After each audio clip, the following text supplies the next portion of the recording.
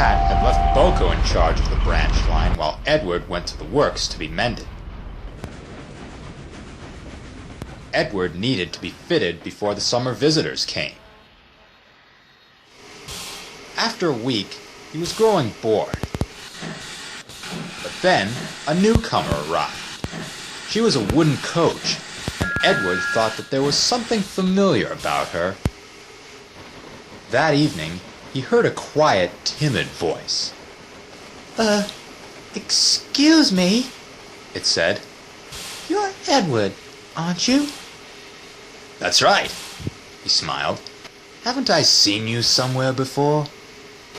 Perhaps, replied the coach. There were lots of us built for the Furness Railway. That's your old line, so says Thomas's driver. That's right, smiled Edward. What's your name? Victoria, said the coach. When I was too old to work, I was made into a summer house in an orchard. Now a kind gentleman with a top hat says I can be mended and work on the railway again. That would be Sir Topham Hatt, said Edward. Did he say where you would work? There'd be plenty for you to do on my line, continued Edward hopefully. Victoria hesitated. I think Sir, Topham Hatt knew, she said, but he didn't say. Where did you work in the old days? Asked Edward. My friend Helena and I worked on a branch line to a station called Lakeside, Victoria said. There was a big lake with steamers on it. Windermere it was called. Albert was our engine. He was old, but very gentlemanly and polite. She broke off, chuckling. Except once, Victoria explained. It was winter, and very cold. Even the lake was beginning to freeze over, and that didn't often happen. I don't suppose you've had many visitors off the steamer then, put in Edward. You'd be surprised, Victoria said. The sun. It was the easiest way of getting from the town to the other side of the lake.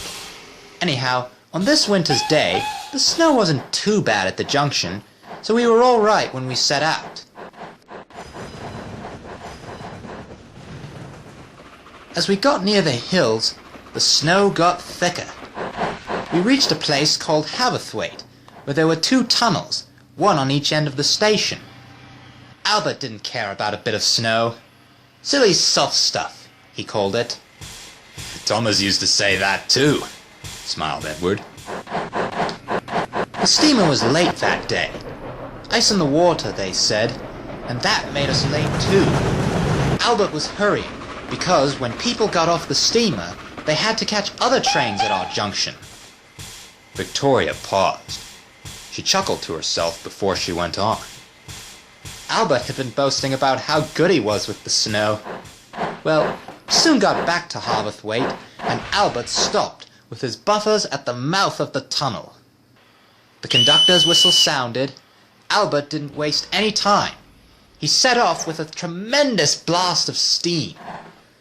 But the steam blew an enormous lump of snow off the tunnel mouth. It poured down and landed whoomph on his cab.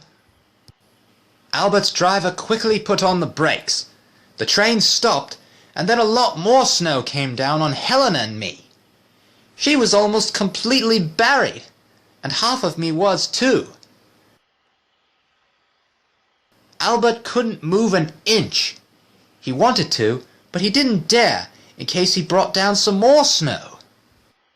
The passengers weren't hurt, but it was the next morning before the men dug us out. I've never been so cold. Albert never boasted about snow again, though. I wonder why, chuckled Edward.